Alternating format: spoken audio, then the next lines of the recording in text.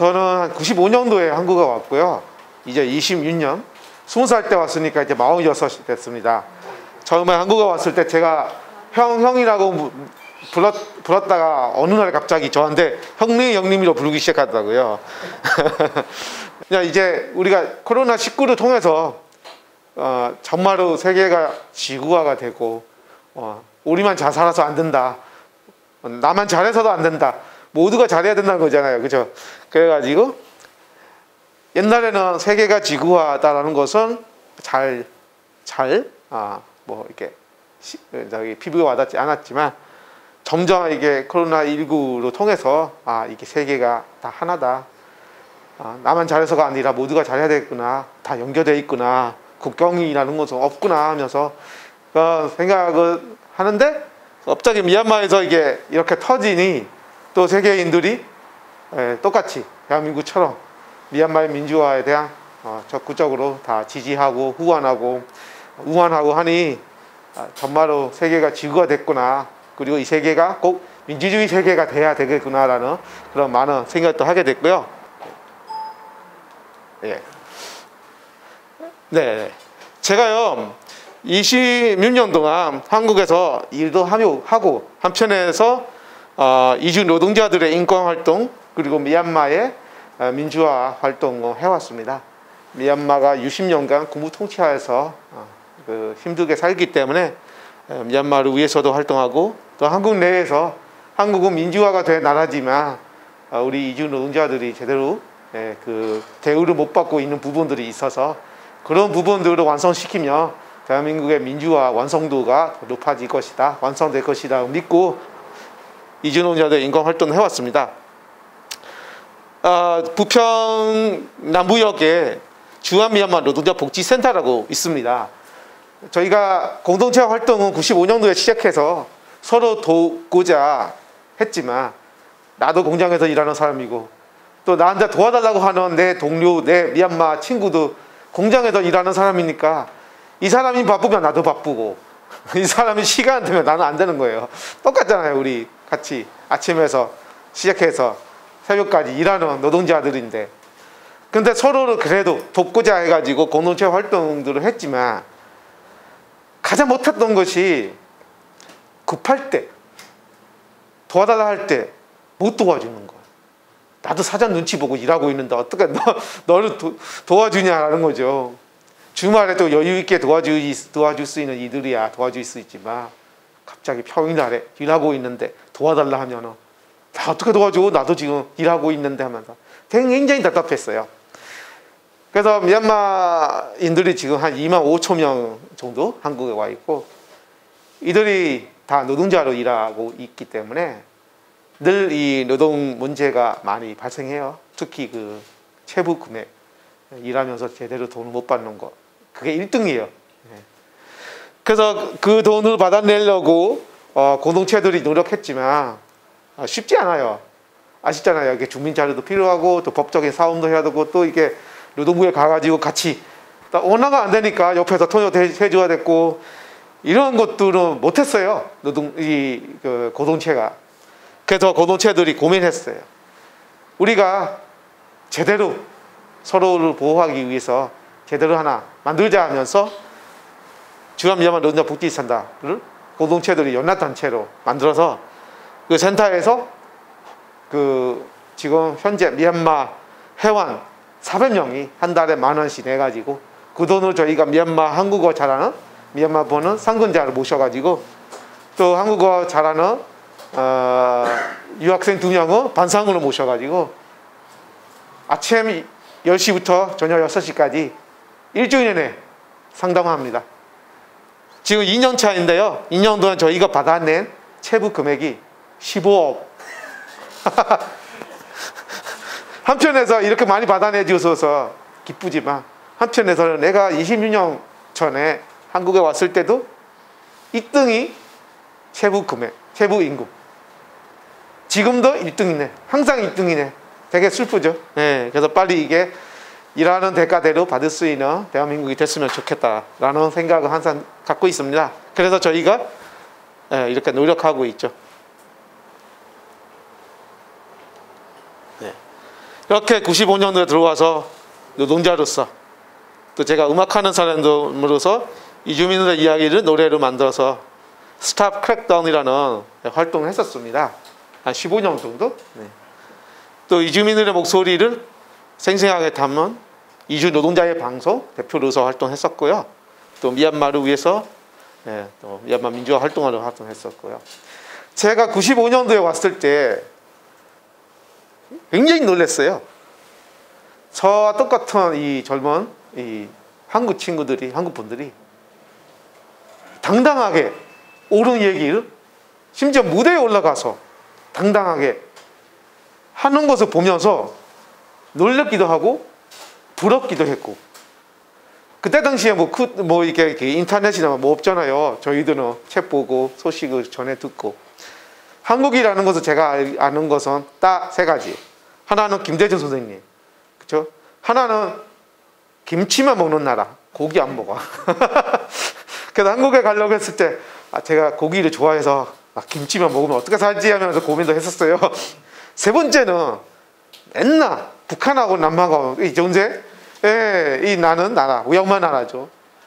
와보니까 그렇지 않더라고요. 김치 외에도 많이 있더라고요, 먹을 게.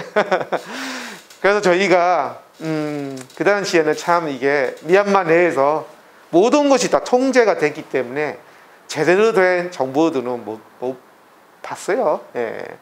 한국에 와보니 1988년도 민주항쟁 때 해외에서 이게 나가가지고 민주화 운동하시는 분들을 한국에서 만나게 됐고, 이들을 통해서 미얀마에서 금진된 책들을 보게 돼요.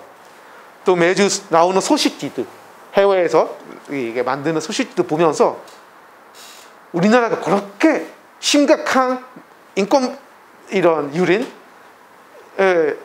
있는 것을 알게 돼가지고 굉장히 놀라겠어요. 너무 잔인하다. 이거면 안 되지 하면서. 또 한편에 대한민국에서 저와 같은 나이의 친구들이 씩씩하게 얘기하고 당당하게 얘기하고 뭐 집회하고 다음날에 출근하고 되게 평화로워. 우리나라는 그렇지 않아요. 우리나라는 집회하면 5분 안에 잡아가요. 그리고 몇십 년형 받아요. 그래서 집회하려고 하면은 몇십 년형 감옥에 살 것이다라는 생각을 하고 아예 그냥 나와야 됐거든요. 그 집회하면 어딘가 끌고 가요. 완전히 사라질 수도 있어요. 그러면서도 집회를 하고 가도 시위 가동하고 미 대사관 앞에서 A4 용지에다가 미얀마 민주화를 원합니다라는 글을 써가지고 집회하는 아저씨가 한 5분 만에 잡아가고 막 경찰들이 두드려서 패고. 근데 한국은 그렇지 않더라고요. 저 TV에서 봐서 대규모 집회도 시위도 하고 다음날에 아무 문제 없이 부럽다라는 거죠. 예. 그 같은 나이의 친구들이 시식하게 얘기하고 당당하게 얘기하고 용감하게 얘기하는 것도 보면서 부럽고, 그리고 우리나라 사람들한테 또 미안하기도 하고, 그리고 뭐 영화 보러 갔을 때 영화 극장이 너무 멋지잖아요. 이게 밟았기도 아까운 그런 카페트 이런 거 보면서 왠지 마음이 아파요. 우리나라 사람들은 막 이게 그렇지 않잖아요. 못 사니까 이게 영화 보면서 막 안에서 막 물어요. 이게 벌레 같은 거. 그래서 영화 끝나면 우리 다 똑같이 긁으면서 나. 한국에서는 그렇지 않잖아요. 되게 그거 보면서 우리나라 사람들도 잘 살았으면 좋겠다. 한국인들처럼 편안하게 영화를 보면서. 그러니까 그런 것들을 하나하나씩 저는 보면서 민주주의 국가를 부럽기 시작했고, 민주화를 원한다는 것은 물론 저도 1988년 8월 8일 88 민주항쟁 때도 13살이지만 우리 학교 친구들하고 같이 민주화를 요구했지만 민주화가 뭔지 잘 몰라요. 솔직히 We want democracy 하면서 물론 지금보다는 더 좋은 세상을 우리가 요구한다는 건 알지만 대놓고 네가 민주화 뭔지 알아 하면은 몰라요. 13살 그 나이지만 그래도 우리가 현재 살고 있는 것보다는 더 나은 세상을 살 수 있다는 거는 믿어요. 그런 믿음으로 많은 사람들이 길거리에 나와가지고 대규모 시위하는 거는 저희도 그렇게 봐죠. 그래서 저는 미얀마에 살았을 때 이 군부 독재가 마음대로 하는 것을 우리는 아무 말 없이 그냥 당하게만 했었어요. 결정적으로 1987년도에 우리가 가지고 있는 화폐들을 다 불법 화폐시켰어요. 주머니에 있는 10,000원짜리가 갑자기 휴지다라고 방송에서 나오는 거죠. 그리고 그때 당시에 은행에 돈 넣지 않아요. 그때 당시에 다 이게 옷장에다가, 우리 엄마는 막 옷 아래에다가 돈을 넣어놔요. 은행 잘 안 써요, 그때 당시에. 하루아침에 이게 우리가 가지고 있는 배째, 저희는 배째 쓰는데, 배째도 다 불법다 하면서 TV에서 나와. 바로 매일매일 엄마가 옷장에서 막 이렇게 옆에 누가 보나 하면서 꺼내가지고 확인하시는 돈들이 다 휴지가 돼버리는 거예요. 미얀마가요, 1948년도에 우리가 독립했고 한 10년간 민주주의 국가를 잘 살면서 정치인들의 갈등 때문에 내전이 일어나서 저희가 쿠데타가 일어나고, 그 후로 26년간 군부 통치하에서 살게 됐고, 26년이 될 때, 그때 당시 민주화가 됐을 때 아시아에서 잘 살았던 나라, 다른 나라들이 부러워했던 나라, 또 한국이 그때 뭐 이렇게 어려워서 쌀도 지원했고 남에게도 베풀 수 있는, 그러니까 나눌 수 있는 그런 나라에서 갑자기 26년 될 때, 1980년 될 때 최빈국 국가가 되는 거예요. 유엔에서 정하는 최빈국 국가, 못 사는 나라. 실제로서도 국민들이 다 힘들어요. 그리고 부정부패가 심해요. 돈만 있으면 내가 가해자인데도 피해자가 돼요. 돈이 없으면 나 피해자인데 가해자가 되고, 모든 그런 자리들은 능력이 필요 없어. 백만 필요해. 아시잖아요, 그 군부독재 야사는. 그리고 교육도 생각할 줄 아는 거 가르치는 거 아니라 그냥 교과서 이거, 그리고 선생님이 체크를 해줘. 시험에 시험지에 그러니까 나올 지문 10개 나오면 20개를 체크해줘. 그러면 거기서 10개 나온다는 거잖아요.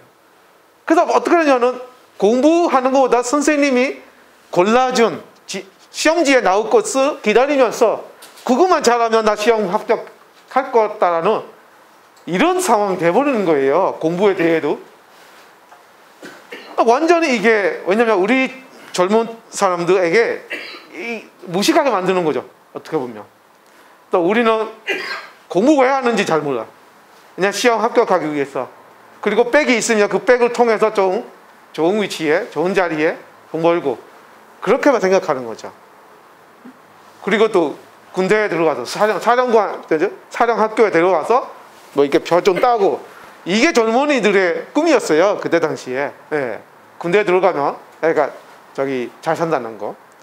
그래가지고 아까 1987년도에 갑자기 우리가 가지고 있는 배째들 다 불법 화폐다라면서 방송에 나와가지고 엄마가 쓰러졌어요. 몇 달 전에 땅 팔아가지고 받는 돈인데 온 나라가 난리 났어요. 근데 그 돈들은 다른 돈으로 바꿔주기 때문에 또 이게 문제가 좀 해결됐고, 그리고 새로운 돈을 만들어.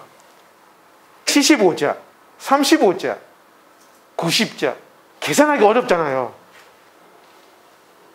45자. 왜 그렇게 하냐면은 그때 통치했던 독재자가 9자를 좋아해요. 9자.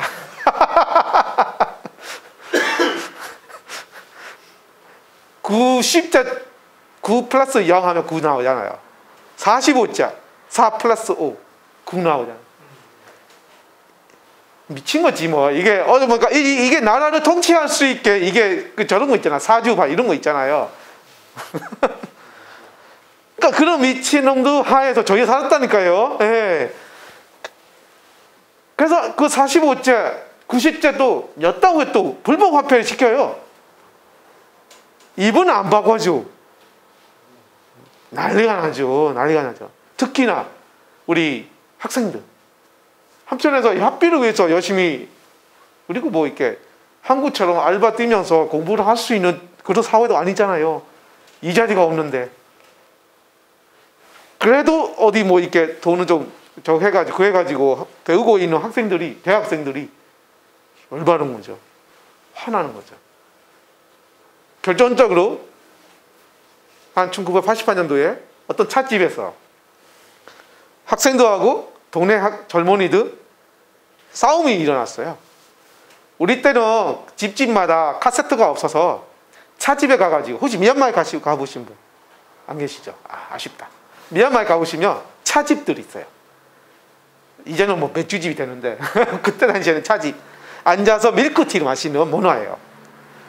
이렇게 조그마한 의자에다가 4-5명이 들려 앉아가지고. 그래서 우리는 그 새로운 앨범이 나오면, 노래 앨범 나오면 집에 카세트가 없으니까, 지금처럼 인터넷 뭐 유튜브 없잖아요 그때 당시에. 그래서 찻집에 가가지고 요즘 나오는, 예를 들어서 BTS 좀 틀어줘, 또 저쪽에서는 SES 좀 틀어줘 막 하는 거예요. 그래서 서로 막 양보하면서 들으면서 가는 건데, 그때는 다들 열받고 있잖아요. 갖고 있는 돈마저 다 불법 화폐가 되니까. 그래가지고 새로운 앨범, 이게 가수의 노래, 그러니까 앨범은 틀었다가 하는데, 이쪽에서 저 노래가 뭐야, 이게 노래야 하면서 막 시비 거는 거야. 서로 싸워. 젊은 사람이 힘드니까 내가 좋아하는 노래, 그러니까 가수를 네가 왜 욕해 하면서 싸우는데 동네 그 시비를 거는 동네 이 젊은 친구가 동네 행정부장 아들이에요. 그래서 경찰들이 와가지고 잡아가는데, 시비 거는 얘들은 풀어주고 그 학생들을 감옥에 집어넣어요. 그래서 학생들이 이건 뭐야, 시비 거는 얘들은 동네 행정부장의 아들이라서 풀어주고, 당한 우리가 왜 감옥에 들어가? 하면서 안 돼 하면서 학교에 친구들 다 나와 하면서 대학생이 다 나오는 거야. 이게 정의롭지 않다 하면서.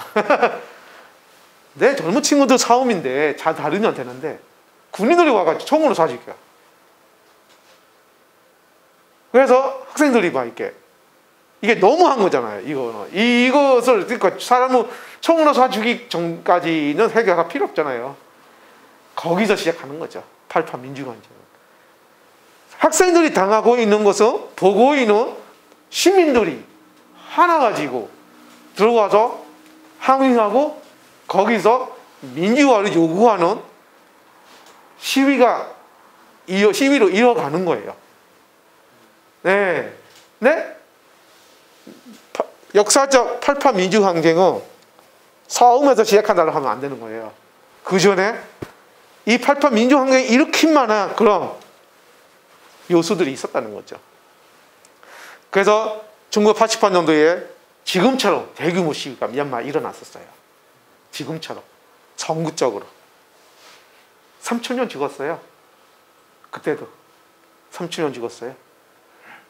미얀마의 윗지방 시가이라는 도시가 있는데요, 거기 대규모 시위 때 너무나도 잔인하게 쏴 죽이기 때문에 그 도시에 사람이 안 죽은 집이 없어요. 집마다 다 죽은 사람 있었다는 거죠. 그 시신들은 미얀마에 에어울이라는 강이 있어요. 미얀마가 이렇게 길게 생겼는데 머리부터 발끝까지 이렇게 큰 강이 있어요. 아마 한강의 한 5배 정도 커요. 그 강에다가 시신을 갖다 버리는 건데, 아까 윗지방이니까 시신도 흘러가지고 여기 그 바다에 여기 빠져나가는 거기 통로에서 시신들 뜬 거예요. 너무 끔찍했어요.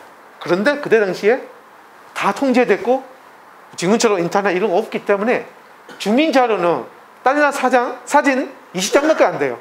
오이파처럼, 관주처럼 외신도 없고. 그래가지고 여기서 소식들이 1, 2주 돼야지 바깥 세상에, 국제사회에 알리고 하니까, 그러니까 국제사회에 뭐 도움이나 이런 건 제대로 못 받죠. 국제사회 잘 모르니까.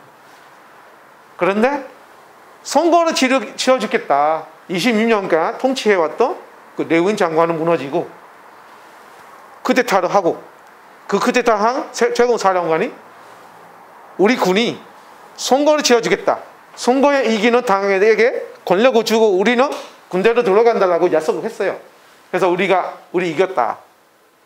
더 이상 시위 합의 없이 선거 때 우리가 원하는 당은 압도적으로 선출하면 됐지, 투표하면 됐지 하면서 88 민주항쟁은 그렇게 끝났어요.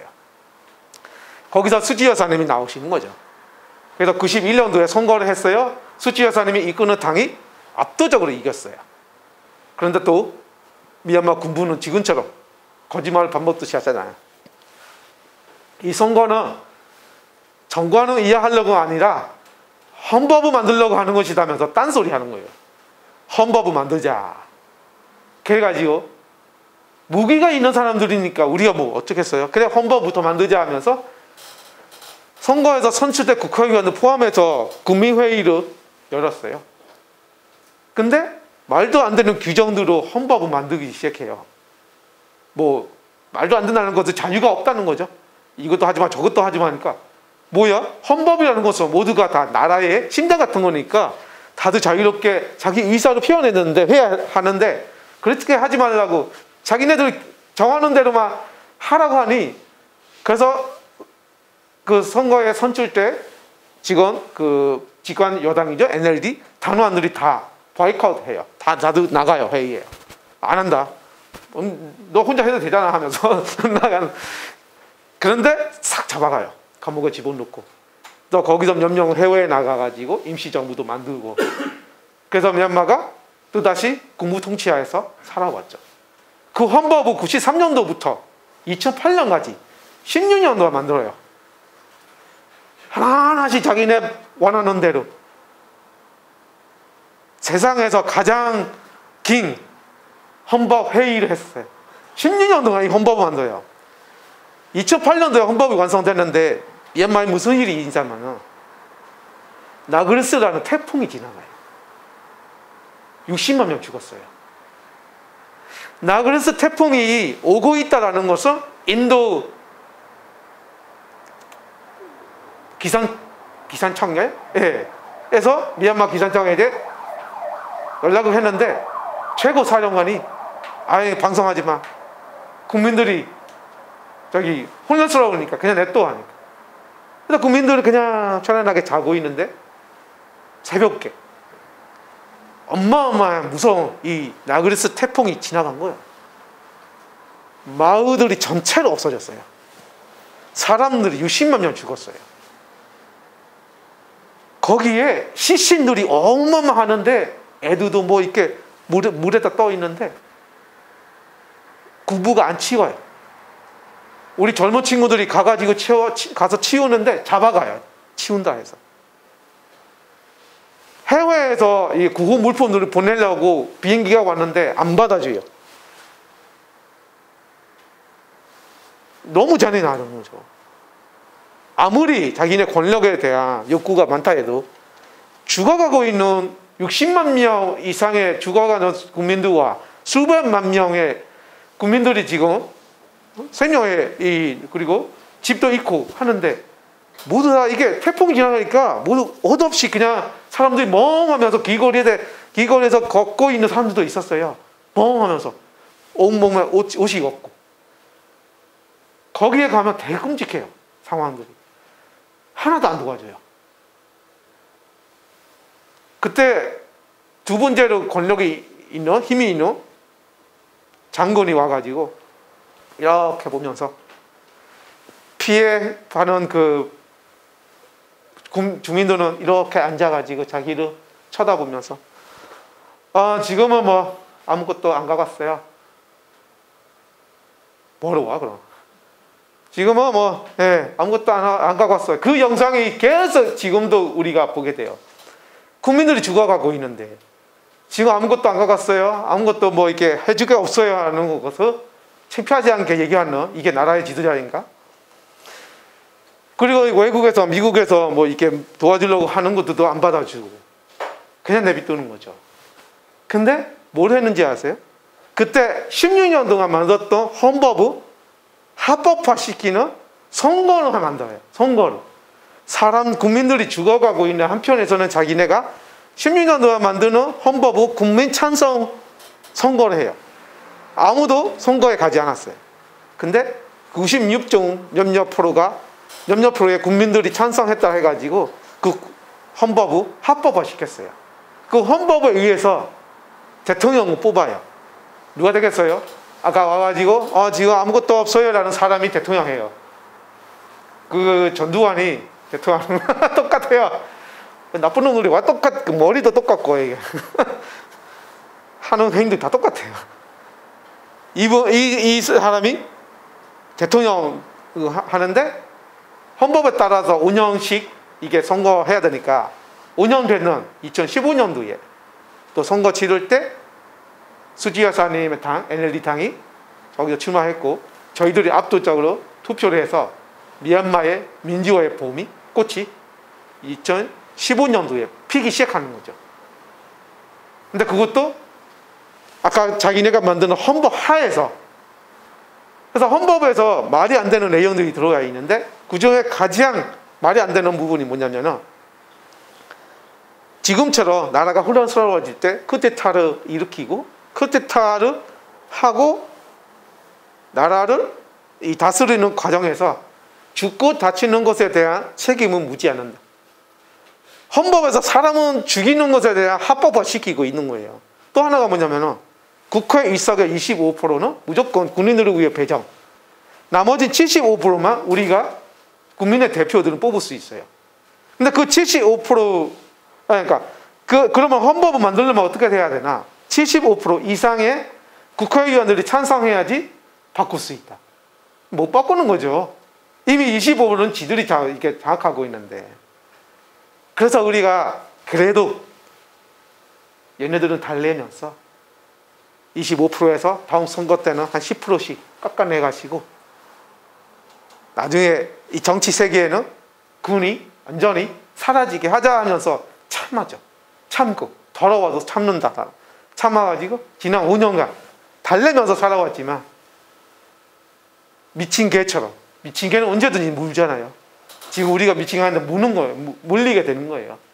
그래서 이번 쿠데타는 오히려 잘 된 거예요. 어떻게 보면 미얀마 사람들은 그렇게 생각해요. 물론 이렇게 희생하시는 분들한테 굉장히 마음 아프고 그렇지만 어쨌든 앞으로 갈 수 없는 미얀마의 상황입니다. 국회에서도 25로 이미 이게 차지하면서 그리고 또 하나 있어요. 헌법상의 국가 비상대책위원회라고 있어요. 거기서 10명이 12명이 앉히는데요. 그중에 절반 이상이 국방부 장관이 임명하는 사람들이에요. 그 국가 비상대책위원회가 뭐 하냐면 나라가 혼란스러워지면 그 국가 비상대책위원회 회의소에 소집하고 거기서 투표를 해서 결정하는 거죠. 뻔하죠. 투표해도 지들이 이기잖아요. 그렇게 정치 세계에 자기네들 뜻대로 마음대로 다 장악해 왔기 때문에 우리들은 미얀마의 민주화는 우리 국민들이 들고 일어나야지 가능하다라고 하는 것을 그렇게 마음을 가지고 살았다는 거죠.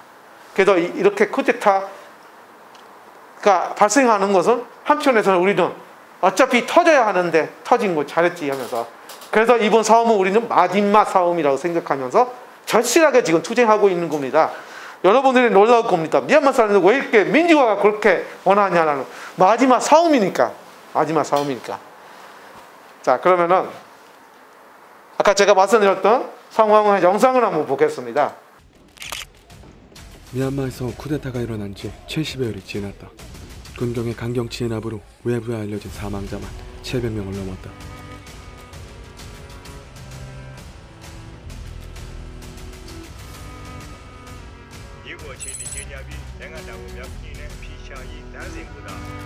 지난해 치러진 총선이 부정선거였다며 아웅산 수치의 국가 고문 등 고위 인사를 구금한 입법, 사법, 행정 3권을 장악했다.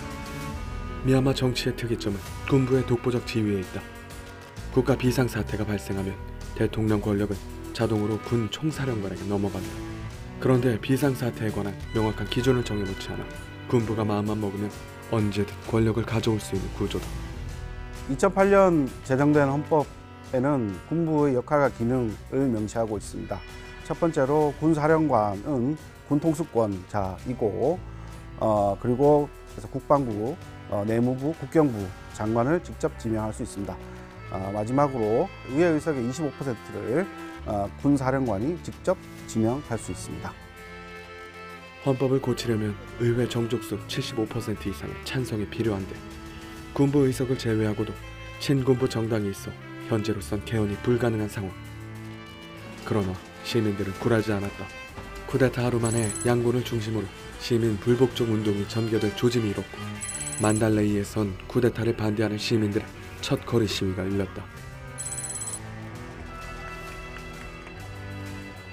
20세 여성 냐 튜에튜에 가인이 시위 도중 머리에 총상을 입었는데 열흘 만에 숨졌다. 총격에 의한 첫 희생자였다.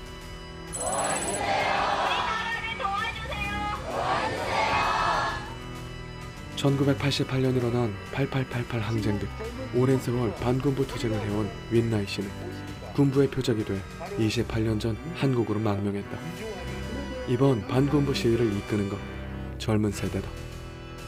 SNS, 인터넷이 발달한 것도 그렇고 이 젊은 친구들이 지난 5년간 무민정부 때에 어느 정도 민주주의라는 개념 뭐 조금이나마 이게 자기네 몸으로 경험하기 때문에 뭐 말로만 듣던 쿠데타라는 게 절대로 이게 용납할 수 없다.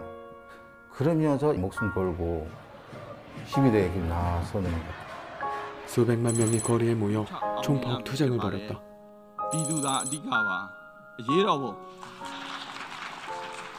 이날 하루에만 최소 16명이 희생돼 피해 151로 불렸다.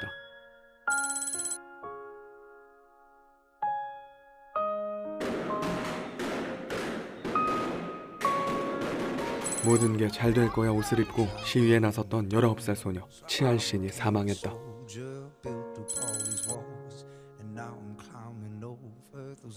유엔 안전보장이사회가 미얀마 군부의 폭력 진압을 규탄하는 성명을 냈으나 중국과 러시아 등의 반대로 초안에서 크게 후퇴했다. 국제사회가 미얀마 사태에 이렇게 미온적으로 대응하는 이유가 무엇일까?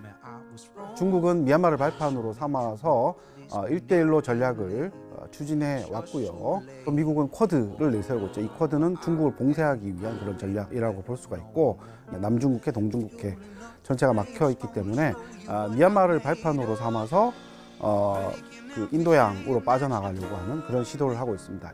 그러니까 빅2가 서로 경쟁하는 그런 자리에 미얀마가 위치하고 있다라는 점이죠. 그렇기 때문에 국제기구들이나 아니면 중연국들이 쉽게 이 일에 개입을 하지 못하고 있습니다. 그러는 사이 미얀마에선 연일 참혹한 죽음이 이어지고 있다.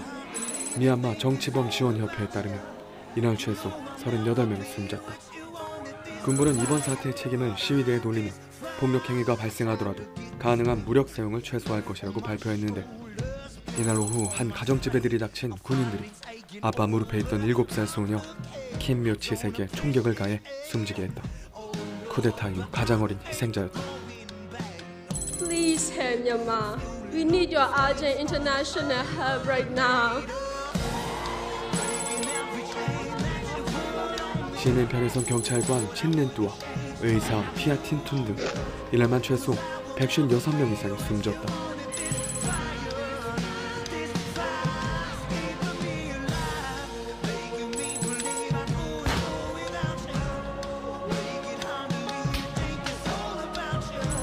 군부가 소수민족인 카렌족 마을을 공격했다. 그들의 소수민족 탄압은 어제 오늘 일이옵니다. 군부는 표면적으로는 국가 통합을 지향을 하지만 실질적으로는 이 소수민족들을 탄압하면서 정쟁을 계속 유도해 왔죠. 국가의 혼란스러운 상황을 스스로 만들면서 정치 개입, 정치에 참여하는 그런 명분을 연방정부대표위원회가 국민통합정부를 구성하고 2008년 헌법을 폐기한다고 선언했다.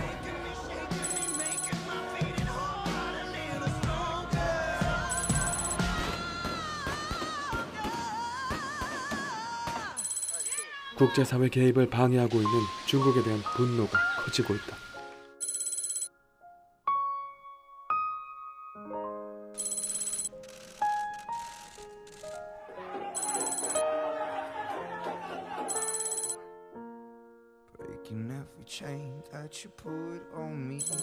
미얀마인들은 국제사회에 지속해서 R2P를 요청하고 있다. R2P란 주권국가 안에서 일어나는 인권 유린에 국제사회가 개입하는 것을 말한다.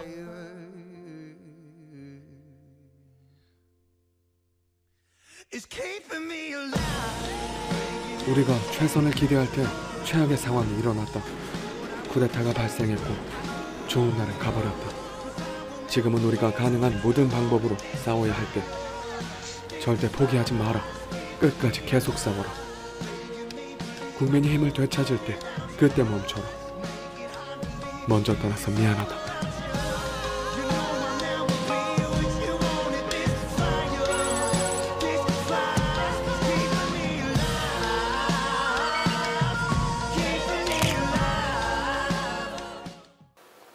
영상 보니까 미얀마 정치 상황은 좀 이해가 정리되겠죠?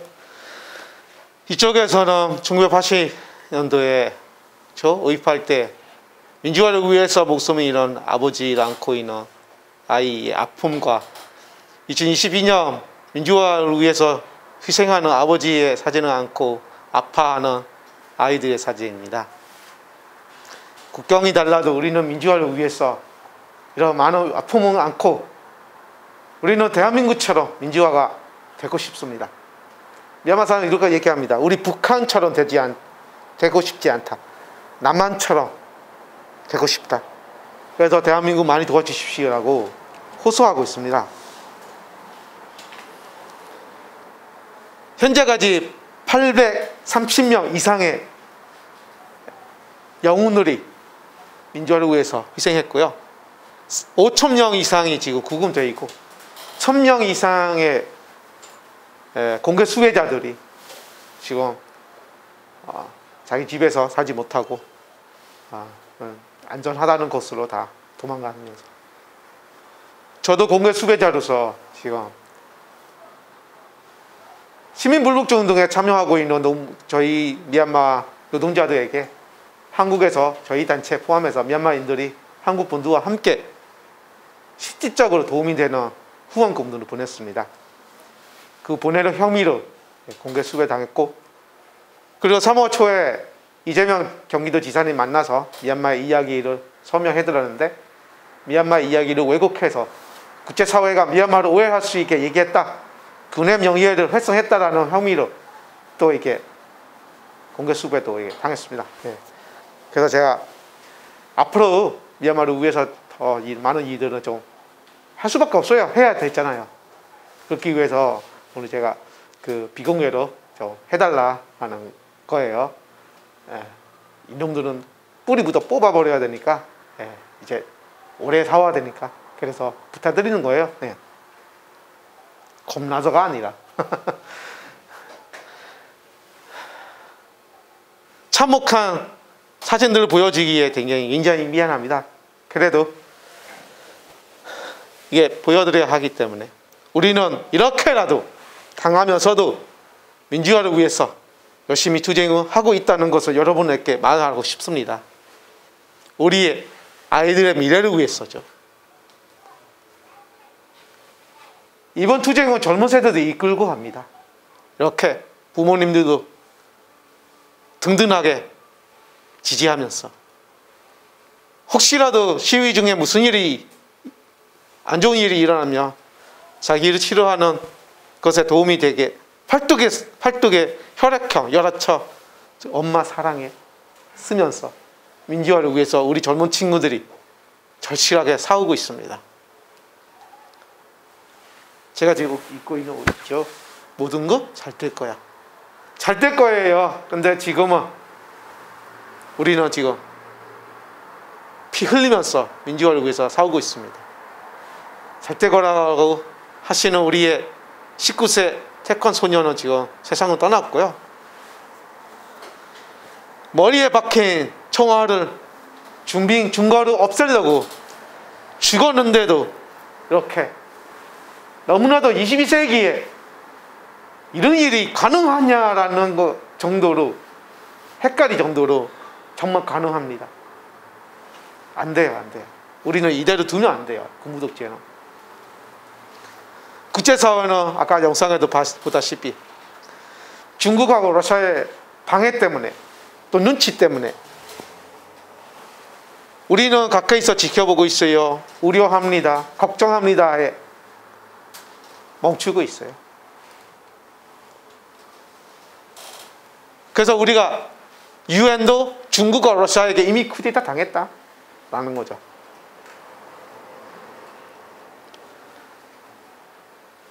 미얀마에 중국이 관여하는 것 굉장히 깊이 들어 있습니다. 왜냐하면 지난 60년간 군부 통치하에서 중국의 후원 지지 때문에 이 군부가 살아남는 거고, 중국이 자기의 국익을 위해서 미얀마에 나오는 자연자산들, 자원들 다 눈치 정말로 잔인하게 다 빨아먹고 있어요. 매일매일 우리나라에 있는 미얀마가 되게 커요. 아시아의 5번째 큰 나라예요. 남한의 7배 커요. 보석, 석유, 티크 나무 굉장히 많이 나와요. 중국이 다 가져가죠. 싼 가격으로. 대신에 국제사회에 제재할 때 미얀마 군부를 보호해 주라는 이 조건으로 미얀마의 모든 것들 다 가져가요. 뼈도 안 남기고 다 가져가요. 러시아도 마찬가지고 자기 만든 무기들 팔아먹으려고. 그러니까 유럽 국가들이 다 이게 경제 제재 강하게 하기 때문에 미얀마 군부는 중국과 러시아하고 손잡으면서 이번 쿠데타 때 최고 사령관 아래에 있는 2번째 사령관이 이 얘기했어요. 경제 제재 온 세계가 해도 좋다. 우리는 중국과 러시아만 있으면, 그리고 몇 나라만 우리 편에 있으면 된다라고 얘기한 거예요. 또 제재는 해야 되겠지만 제재로서는 되지 않다는 거죠. 그래서 우리 미얀마 친구들, 미얀마 분들은 국제사회에 이렇게 얘기하죠. 겨우 몇백 명밖에 안 죽었는데 시간 가져라 하지만 우리는 수백만 명이 남았다라는 거죠. 그래서 우리는 미얀마의 그리고 아세안 집단, 아세안 설치 때부터 뭐 마음에 드는 그런 조건이 아니었죠. 내정 간섭하자마자 어떻게 아시아에서 서로 돕고 살아야 되는데 내정 간섭하지 말라는 집단이 국제사회의 압력으로 얼마 전에 이 최고 사령관을 불러가지고 회의를 했죠. 정상회의를 하면서 5대안은 결정했는데, 발표했는데 거기서 뭐가 있냐면은 폭력 진압은 중단하겠다라는 거 들어있어요. 최고 사령관이 그날에 참석하면서 더 이상 폭력 진압은 안 하겠다고 약속하고 다음 날에 2명 쏴 죽여요. 그 후로 지금 30명 이상이 총에 맞아 죽어요. 그래서 아시안도 이제 손 들었다는 거죠. 그래서 미얀마인들은 미얀마의 민주화는 미얀마 국민들의 힘으로 쟁취해야 한다라고 하면서 독재타도 민주화 쟁취를 위해서 3가지의 투쟁 방식을 지금 진행하고 있습니다. 설명해 드리겠습니다. 첫 번째, 지금처럼 지속적으로 저항 시위를 하자. 지금 미얀마 곳곳에서 계속 대규모 시위들이 일어나고 있습니다. 물론 유혈 진압이 너무 심하기 때문에 게리라 시위들을 하고 있는 거죠. 이렇게 우리 젊은 친구들이 갑자기 나와 시위를 해서 빨리 사라지고, 이런 식으로 지금 미얀마의 전국적으로 여러 곳에서 시위들이 계속 일어나고 있기 때문에 미얀마의 민주화 항쟁이 끝나는 거 아니냐고 다들 얘기들 하는데 끝나지 않습니다. 끝나면 안 되잖아요. 끝나지 않습니다. 계속 관심을 가져달라는 겁니다. 게리라 시위라는 것은 언제든지 대규모 시위를 만들 수 있다는 겁니다. 2월 1일 날 쿠데타 발생 때부터 우리 공무원들이, 노동자들이 총파업을 시작했습니다. 이른바 우리는 시민불복종 운동, CDR이라고 부릅니다. 거기에 참여하는 노동자들은요, 대다수가 다 공무원들입니다. 공무원이지만 우리나라 공무원들은 한 달에 월급 한국 돈으로 15만 원 정도 받습니다. 여기 공무원들은 참 우리나라는 공무원이라는 것은 별로 좋은 직업은 아니지만 그래도 나라를 운영하는 것에 하고 있기 때문에 대단한 분들이죠. 그런데 이분들이 다 출근 안 합니다. 독재자의 하에서 일 안 한다. 우리는 무민정부가 올 때 출근하겠다 하면서 시민불복종 운동을 합니다. 그래서 이들의 생계비 후원은 해외에 있는 우리들이 맡아서 책임지고 하고 있습니다. 공무원들은 지금 다 잡아가요. CDM에 참여하는 공무원들. 그래서 다들 도망다니면서 지금 지난주부터 공무원들 다 해고하기 시작해요. 많이 해고당했어요.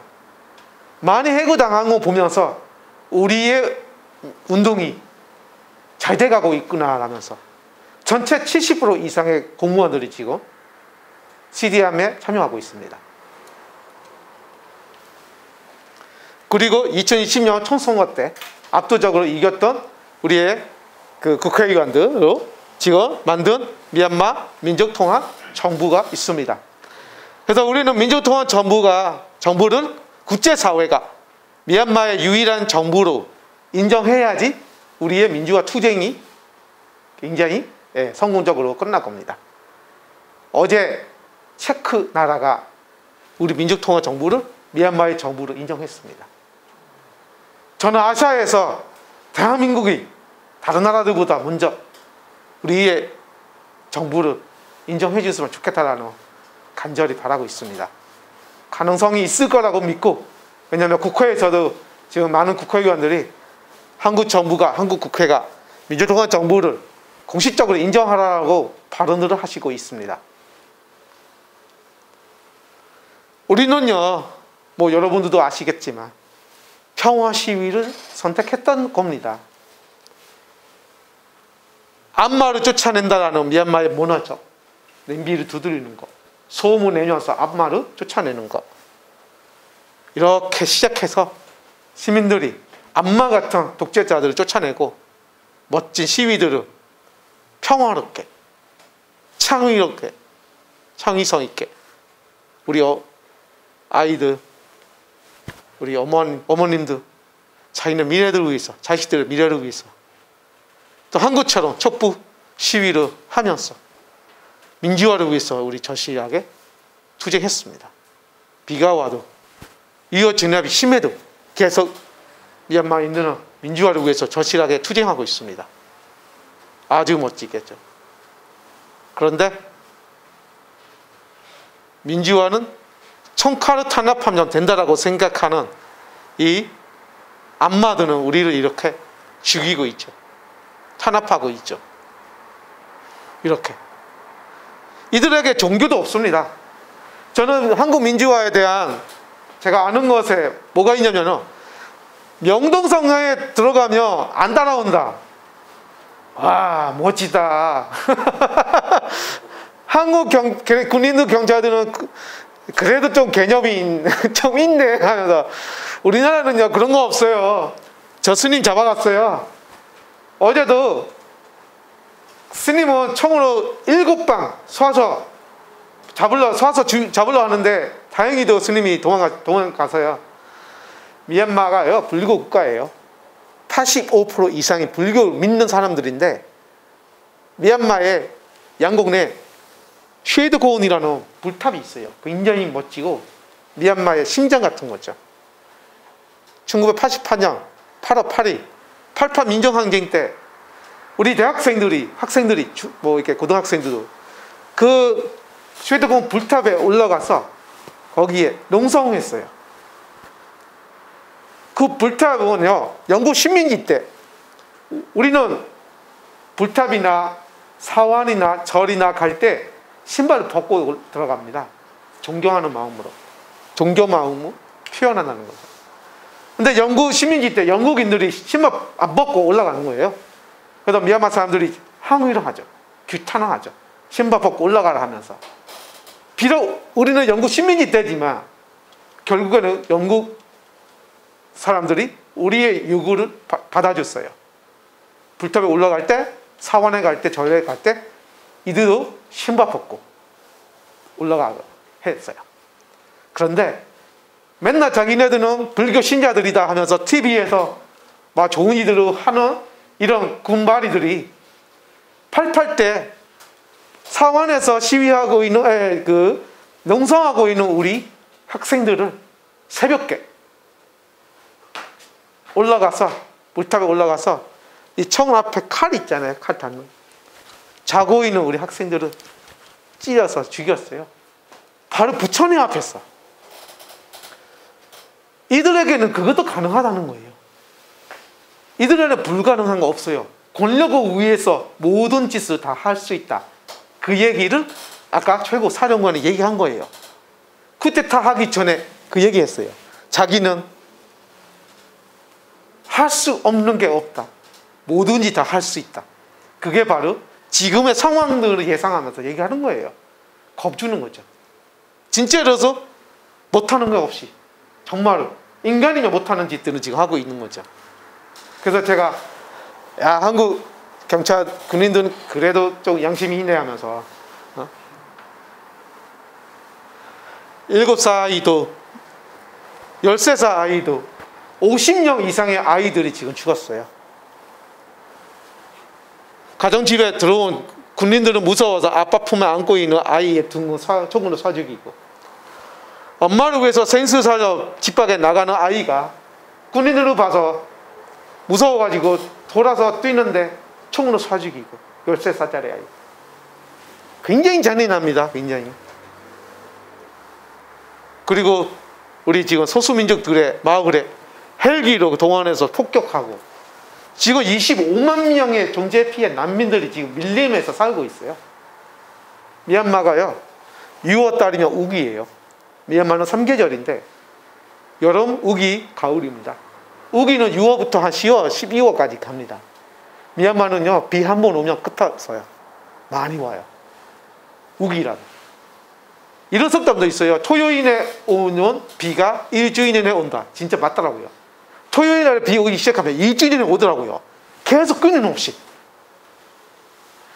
왜냐하면 이 군부가 50년간 나무 다 배꼽 중국한 다 팔아먹고 하기 때문에 미얀마가 자연재해가 심해요. 우기 때는 홍수 피해가 심해요. 매년 홍수 피해가 심해요. 해외에 있는 우리들이 맨날 한 4천, 5천만 원 모여가지고 미얀마 홍수 피해 수재민들한테 보내면서 돕고 있어요. 매년. 자, 올해 어떻게 될까요? 지금 밀림에서 살고 있는 우리 미얀마인들이. 그래서 저희가 대한민국 정부에게 호소하고 있는 것은 미얀마의 ODA를 위해서 156억이 있습니다. 쿠데타 때문에 그게 미얀마에 안 들어가고 있고, 그동안 갖다가 우리 국민들을 살려주십시오. 지금 다들 마을에서 살지 못하기 때문에 국경에 와 있어요. 태국 미얀마 국경, 인도 미얀마 국경에 와 있는데, 태국 정부도 쿠데타 정부잖아요. 독재 정부인데.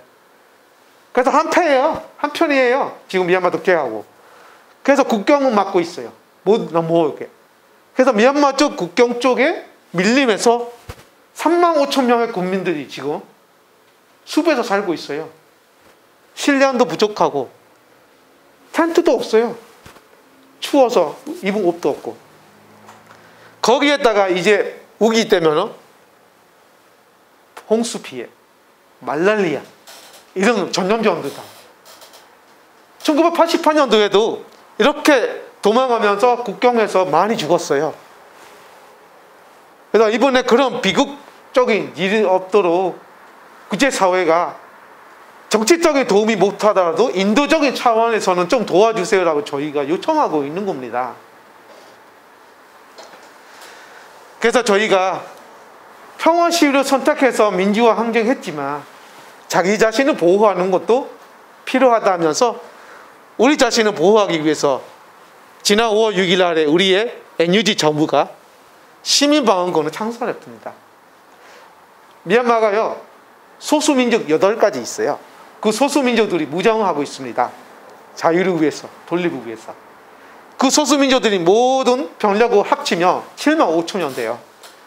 그 소수민족들이 다 NUG 정부 하에서 미얀마가 연방체제 국가로 되기 위해서 함께 싸우겠다.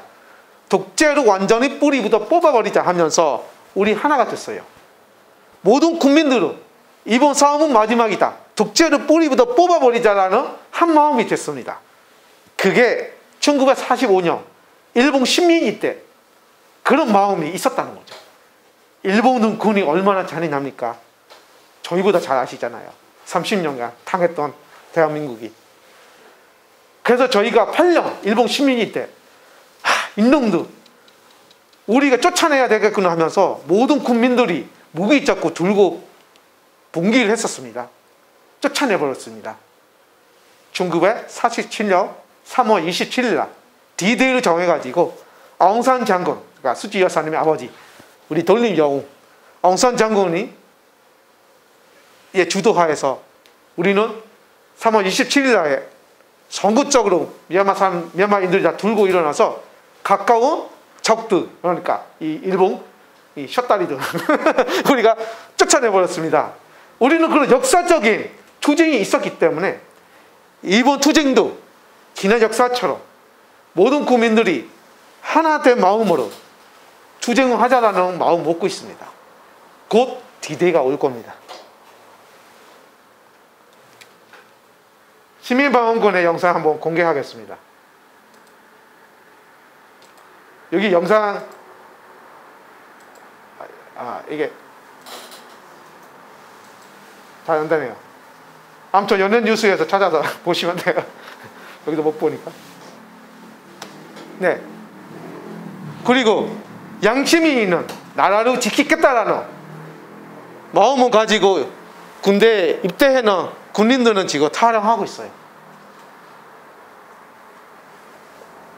50년간 60년간 이 군인들도 자유가 뭔지 모르게 다 이게 탄압을 당하고 있는 거 마찬가지입니다. 이들도 지금 군대 내에서 밖에 못 나가요. 인터넷 못 써요. 바깥 세상이 어떻게 돌아가는지 자기는 몰라요.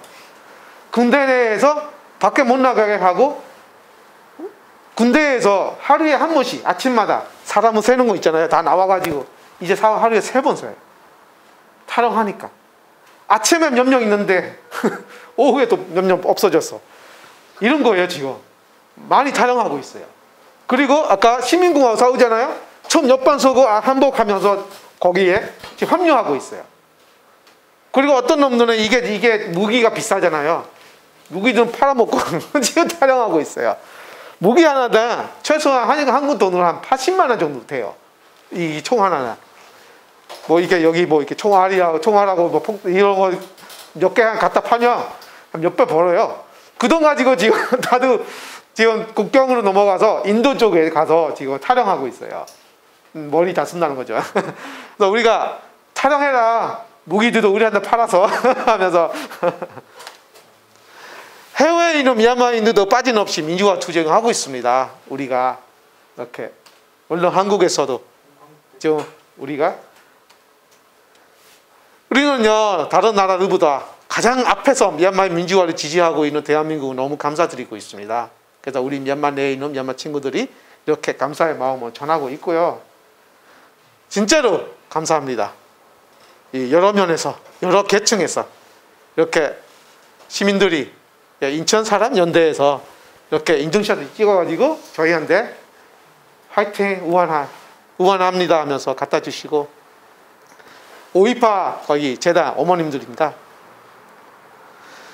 그리고 뭐 병원에서 의사들 시장님들 또 이 구청장님도 우리한테 지지해 주시고 또 영화인들도 또 음악인들도 또 신대적 선생님도 얼마 전에 기타리스트도 같이 미얀마를 위해서 그래서 저희가 지금 한국 국회의원도 하고 우리 미얀마 NUG 정부 연방의회 대표의원회 온라인으로 계속 미얀마 민주화를 위해서 함께 할 수 있는 이들을 논의하는 자리들은 마련해 주고 있습니다.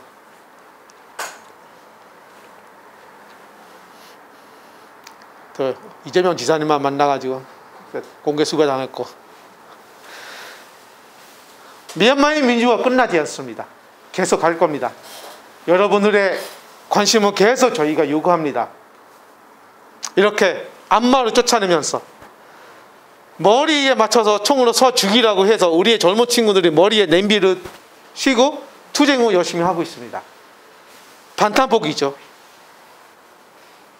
그래서 저희가 미얀마 BTS라고 부릅니다. 미얀마 반탄복.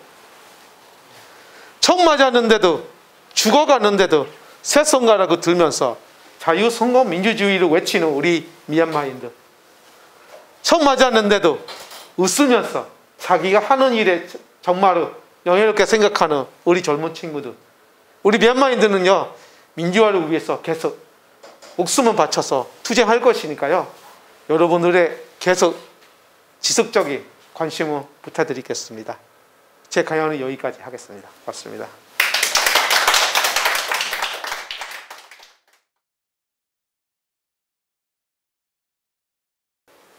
아까 그 2008 헌법의 하에서 어떻게 군은 점점 빼내주면서 민주화의 길을 가야 하나라는 것은 미얀마에게 굉장히 큰 고통이기도 하고 과제였습니다. 2015년 선거 때 수치야사의 당이 압도적으로 이겼는데 그때 당시부터 쿠데타를 하려는 마음이 있었어요. 근데 그때 선거위는 군부가 임명하는 사람들로 만든 선거이기 때문에 지금처럼 부패 선거라고 말할 수 없잖아요. 지들 사람들이 하는 선거에 우리가 이긴 거니까. 근데 그때부터 쿠데타를 하려고 작정했던 거 있었습니다. 우리는 알고 있는 거죠. 그러니까 저희가 항상 얘기하는 거. 우리는 지난 5년간 화장실 내에서 똥 냄새 맡으면서 밥 먹었다라고 얘기해요. 바깥에서 국제사회가 볼 때는 미얀마가 민주화가 됐어요 하는데 우리는 아닙니다. 저희 민주화가 아직 안 됐습니다. 헌법 얘기도 하고 고통스러운 이 군부하고 함께 가고 있는 길을 항상 얘기하면서 계속 손 놓으면 안 돼요 하면서 얘기했었어요. 군부는 지난 5년간 로힝자 사태 포함해서 여러 가지 갈등들이 폭파들을 시켰어요. 그런 것들은 우리가 이게 해결하느라 굉장히 고통스러웠어요.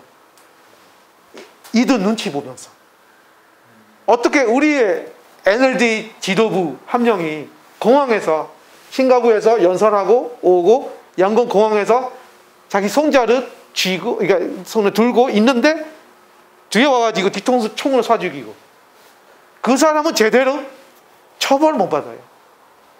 지들이 시키는 거니까. 우리 그렇게 살았다니까요. 그래서 우리는 로힝자 분들 학사당하고 이런 것도 미얀마에 다 소식들을 막았기 때문에 해외에서는 그렇다 해도 미얀마 내에서는 그런 소식이 없어요. 그래서 미얀마인들은 해외에서 이거 너무 과도하게 얘기하는 것이라고 생각하고 군부가 맡고 있으니까. 또 수치여사님 같은 경우는 뭘로 마음 아프죠. 누가 죽고 다치는 건데 누가 행복한 사람이 없습니다. 근데 만약에 그때 로힝자 분들의 인권 이런 것에 대한 예전처럼 가장 맨 앞에서 앞장서서 하면 그때부터 미얀마는 쿠데타 일어나는 거야. 쿠데타 일어나면 우리 이런 것도 생기잖아요. 비극적인. 그래서 이분들에게도 또 이게 잘 되게 또 해결하려고 또 수치여사 정부 때도 이분을 다 다시 받아내서 뭐 이렇게 난민촌이나 이런 거 만들었어요. 예. 근데 이분은 항상 군부의 카드였어요. 영국 시민일 때부터 필요하면 꺼내서 문제를 일으키는 희생자들이었어요. 이분들이. 그래서 지난 5년간에 이분들은 카드였어요. 꺼내서 이분들한테 과도하게 학살을 하면서 수지여사님은 이들 편에서 얘기를 못하는 거 아니까 그래서 국제사회의 지지율이 떨어지게 만들고 그렇게 만들어 놓고 쿠데타를 하는 거죠. 그러니까 이들의 예산은 수지여사는 이제 더 이상 국제적인 존중도 못 받고 또 미얀마인들도 뭐 88 때도 또 2007년도 샤프론 한징 때도 총 역반 소멸 끝나는 건데 우리가 쿠데타에도 문제 없겠다라고 쿠데타 한 거예요. 근데 우리는 무시한 거예요. 이들의 예상 다 틀렸다. 미얀마인들이 목숨을 바치면서 지금 투쟁하고 있으니까.